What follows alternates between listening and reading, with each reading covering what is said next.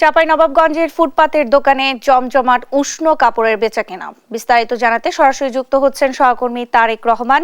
তারেক, ক্রেতাদের ভিড় কেমন দেখছেন, বিস্তারিত জানাবেন। আমি সকাল থেকে কিন্তু চাঁপাইনবাবগঞ্জের বেশ কয়েকটি ফুটপাতের দোকান ঘুরে দেখেছি। বেলা বাড়ার সাথে সাথে কিন্তু প্রত্যেকটি দোকানে বেচা কেনা জমে উঠেছে। এখানে ব্যবসায়ীরা আমাদেরকে জানিয়েছেন যে যত শীত পড়ছে ততই কিন্তু বেচা কেনা তাদের বেড়ে যাচ্ছে। চাঁপাইনবাবগঞ্জে টানা 4-5 দিন ধরে শৈত্যপ্রবাহ চলছে। এই শৈত্যপ্রবাহের কারণে কিন্তু মানুষজন চরম দুর্বিষহ জীবনযাপন করছে।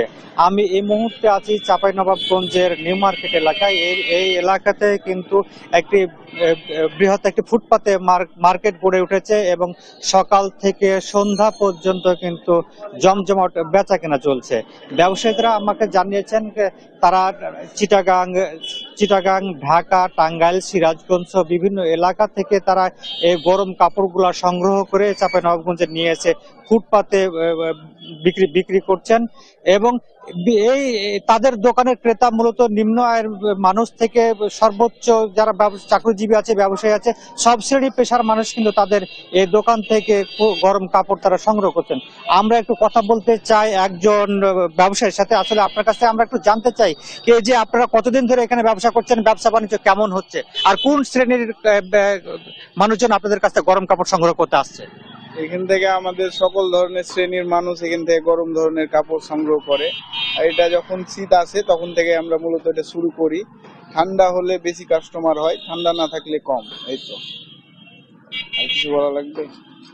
আর এমনিতেই বেচে কিনা সকল ধরনের শ্রেণীর মানুষ এখানে আসে, ছোট থেকে বড় ধরনের সব ধরনের মাল পাওয়া যায় আমাদের এখানে। এগুলো আর কতদিন চলবে আপনাদের এই? আপাতত এই মাসটা পর্যন্তই চলবে। ঠান্ডা যদি থাকে তার সামনে মাসের 15 দিন পর্যন্ত হয়তো বা যেতে পারে। ধন্যবাদ। আপনি শুনছিলেন যে এখানে এই শীত বস্ত্রের দোকানে কিন্তু সব শ্রেণী পেশার মানুষ এসে কিন্তু এখান থেকে তাদের গরম গরম কাপড়, শীত বস্ত্র কিনে নিয়ে যায়। আমরা একটু আপনাদেরকে আবার একটু দেখাতে চাই যে এখানে কিন্তু শিশু থেকে বৃদ্ধ এবং সব শ্রেণী, নানা শ্রেণীর পেশারই কিন্তু সব পোশাকই এখানে কম দামে বিক্রি করছেন তারা। এবং কি যারা বড় বড় মানুষ আছে এবং বিভিন্ন শ্রেণীর মানুষ আছে তারাও কিন্তু এখান থেকে শীত বস্ত্র সংগ্রহ করছেন।